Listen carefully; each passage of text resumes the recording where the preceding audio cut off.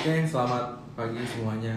Kembali lagi bersama saya Bram, Fund Manager dari PT Insight Investment Management, akan memberikan update kondisi pasar mingguan untuk periode seminggu yang lalu di 6 November sampai dengan 10 November 2023. Nah, kita melihat bahwa pada minggu lalu IHSG ditutup menguat sebesar 20,41 poin atau bertambah 0,30% ke level 6.809,26. Nah, terlihat bahwa investor asing masih melakukan net sell sebesar 130,89 juta US dollar selama seminggu yang lalu.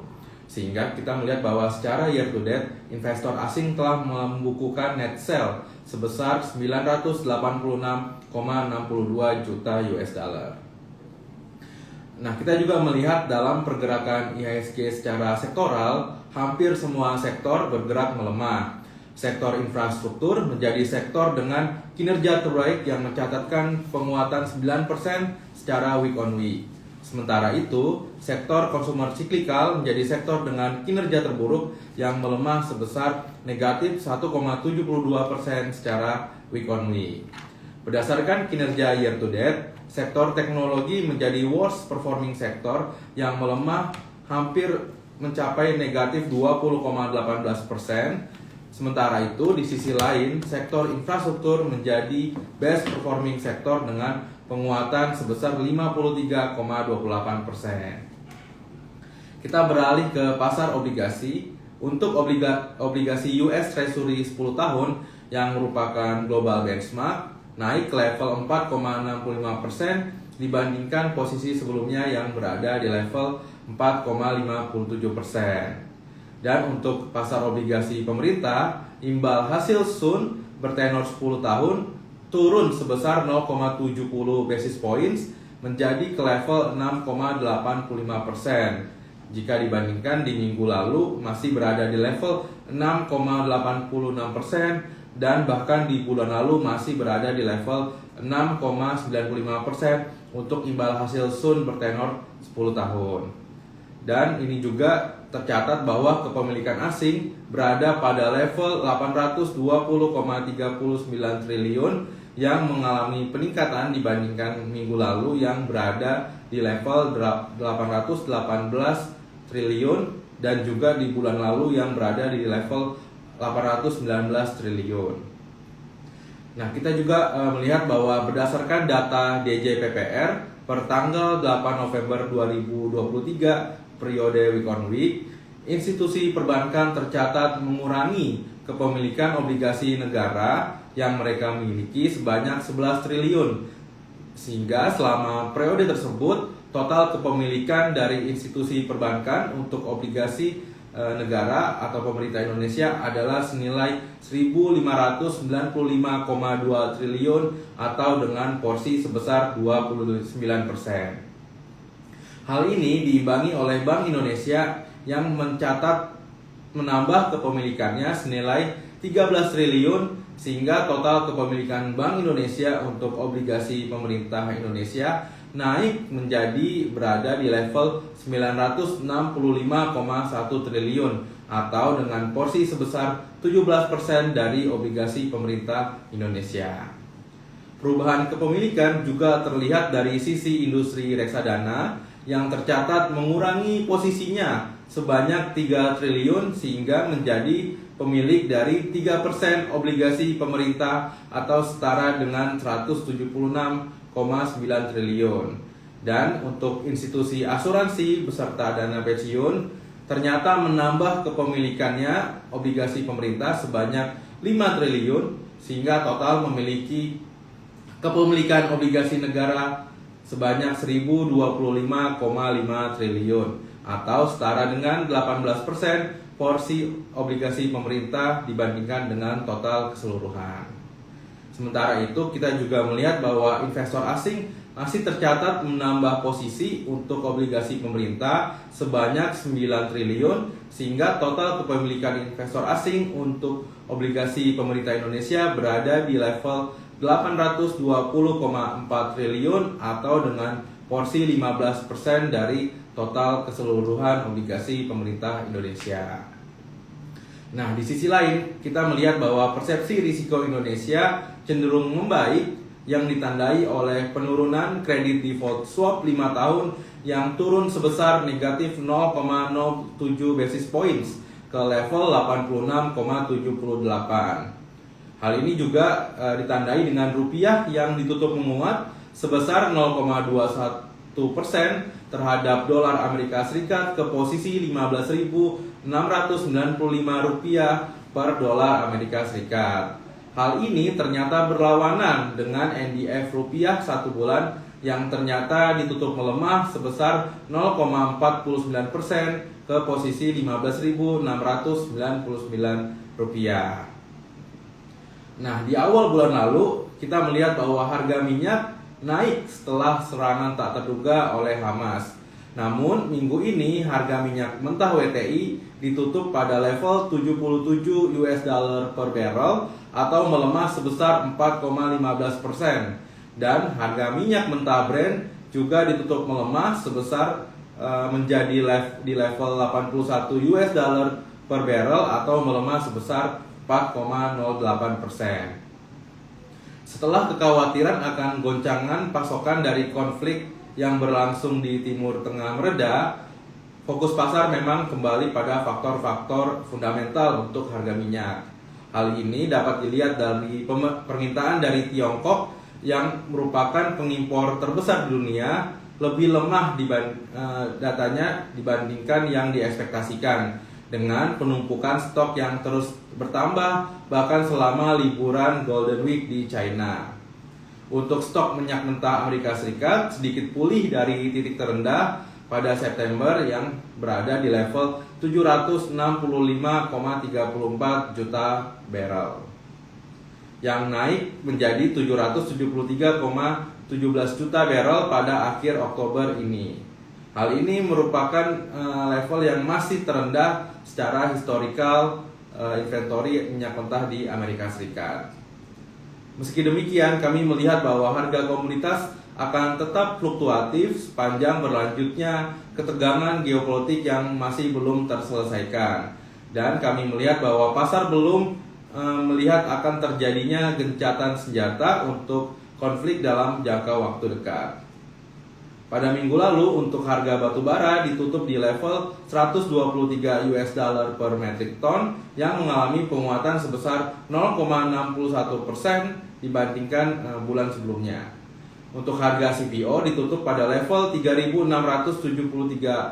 Myanmar ringgit per Malaysia ringgit per metric ton atau menguat sebesar 1,13%. Dari sisi harga nikel ditutup di level 17.257 US dollar per metric ton atau melemah sebesar 5,30%. Dan untuk harga emas ditutup di level 1.940 US dollar per troy ounce atau melemah sebesar 2,63% di seminggu yang lalu. Nah, kita berlanjut pada beberapa peristiwa penting yang terjadi pada minggu lalu. Yang pertama, ada initial jobless claim di Amerika Serikat yang turun sebanyak 3.000 dari nilai minggu lalu menjadi 217.000 pada minggu yang berakhir di tanggal 9 November 2023. Hal ini menunjukkan pasar tenaga kerja Amerika Serikat yang mulai menunjukkan tanda-tanda pelemahan meskipun tingkat pengangguran tetap berada pada level historis yang rendah. Yang kedua, PMI di Kanada naik menjadi 53,4 pada Oktober 2023 yang naik dari bulan September yang masih berada pada level 53,1. Namun secara keseluruhan data ini masih di bawah ekspektasi pasar yang memprediksi PMI di Kanada ada di level 54,0. Indikator ini menunjukkan masih terjadinya ekspansi ekonomi yang moderat di Kanada selama 3 bulan terakhir, di tengah menurunnya tekanan inflasi di negara tersebut. Yang selanjutnya untuk PDB di Britania Raya tumbuh 0,6% pada kuartal ketiga 2023 dibandingkan dengan kuartal yang sama tahun sebelumnya yang merupakan sejalan dengan ekspektasi pasar. Selanjutnya untuk Bank Sentral Australia kemarin menaikkan tingkat suku bunga sebesar 25 basis points ke level 4,35% pada bulan November 2023 setelah sebelumnya mempertahankannya pada 4,1% dalam 4 pertemuan Bank Sentral Australia sebelumnya. Hal ini memang sejalan dengan ekspektasi pasar yang memprediksi kenaikan tingkat suku bunga 25 basis points. Hal ini menjadi mendorong biaya pinjaman berada ke level tertinggi sejak Januari 2011 yang lalu, yang menandai kenaikan suku bunga ke-13 dari Bank Sentral Australia sejak bulan Mei 2022 yang memang dinaikkan karena inflasi yang lebih persisten dari yang diharapkan Bank Sentral. Selanjutnya untuk Tiongkok, kami melihat beberapa indikator ekonomi masih menunjukkan situasi deflasi. Tingkat inflasi atau CPI dari China turun sebesar minus 0,2% secara year on year, yang sebelumnya ada di level negatif 0,1% pada bulan Oktober 2023. Dan PPI juga mengalami kontraksi sebesar negatif 2,6% secara year on year, meskipun penurunan ini masih di bawah konsensus yang mengekspektasikan penurunan PPI sebesar 2,7% secara year on year. Dan penurunan ini merupakan penurunan konsekutif yang ke-13 dari indikator PPI China. Dari sisi surplus perdagangan, negara China memburuk menjadi $56,53 miliar yang turun dari sebelumnya berada di level 77,71 miliar pada bulan Oktober 2023. Namun demikian, ada sisi positif dari indikator ekonomi China dengan data impor yang tumbuh secara tak terduga sebesar 3% secara year on year dibandingkan sebelumnya yang mengalami penurunan impor sebesar 6,2% secara year on year. Selama bulan tersebut juga pertumbuhan positif ini memang pertumbuhan positif pertama yang terjadi sejak September 2023. Kantor Statistik China mengatakan penurunan CPI yang disebabkan oleh pasokan yang cukup dari produk pertanian karena cuaca yang baik dan penurunan konsumsi setelah liburan Golden Week yang terjadi pada awal bulan Oktober. Kita beralih pada sisi domestik. Untuk PDB Indonesia tumbuh sebesar 4,94% secara year on year, yang mengalami penurunan dibandingkan sebelumnya yang tumbuh sebesar 5,17% year on year selama Q 2023 ini. Pendorong utamanya adalah perlambatan konsumsi sebesar 5,05% secara year on year yang turun dibandingkan sebelumnya. Konsumsi Indonesia tumbuh mencapai 5,22% secara year on year. Dari sisi pengeluaran pemerintah ternyata mengalami kontraksi sebesar negatif 3,76% secara year on year yang sebelumnya masih tumbuh sebesar 10,57% secara year on year. Nilai kontraksi ini memang lebih dalam dari sisi ekspor yang sebesar negatif 4,26% secara year on year yang naik dari sebelumnya di posisi kontraksi minus 2,97% secara year on year. Di sisi lain, survei konsumen Bank Indonesia baru-baru ini menunjukkan bahwa tingkat kepercayaan konsumen masih meningkat pada bulan Oktober 2023 ini, dengan indeks kepercayaan konsumen atau CCI mencapai di level 124,3 yang naik dari sebelumnya masih berada di level 121,7. Optimisme masih terlihat merata di semua kategori, sehingga diekspektasikan pertumbuhan PDB akan mencapai plus minus 5% sesuai dengan target ketetapan pemerintah pada akhir tahun 2023 ini. Selanjutnya, dari posisi cadangan devisa Indonesia pada akhir September 2023 tetap tinggi, berada di level 134,9 miliar dolar Amerika Serikat. Namun demikian, nilai ini menurun dibandingkan dengan posisi pada akhir Agustus 2023 yang berada di level 137,1 miliar dolar Amerika Serikat. Penurunan posisi cadangan devisa tersebut antara lain dipengaruhi oleh pembayaran utang luar negeri pemerintah dan kebutuhan untuk stabilisasi nilai tukar rupiah sebagai langkah antisipasi dampak meningkatnya ketidakpastian pasar keuangan global. Untuk posisi cadangan devisa tersebut setara dengan pembiayaan 6,1 bulan impor atau 6,0 bulan impor dan pembayaran utang luar negeri pemerintah, serta berada di atas standar kecukupan internasional yang minimal sekitar 3 bulan impor. Bank Indonesia menilai cadangan devisa tersebut mampu mendukung ketahanan sektor eksternal serta menjaga stabilitas makroekonomi dan sistem keuangan.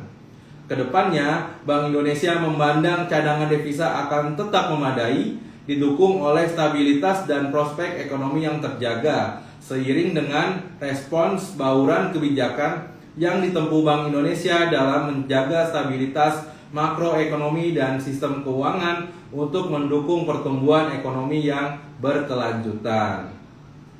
Selanjutnya, pemerintah juga telah menerbitkan Global Sukuk dengan total penerbitan sebesar 2 miliar US dollar dengan dua instrumen yang ditawarkan. Yang pertama adalah tenor 5 tahun dengan yield 5,4% per annum, dan yang lainnya adalah tenor 10 tahun dengan yield sebesar 5,6% per annum.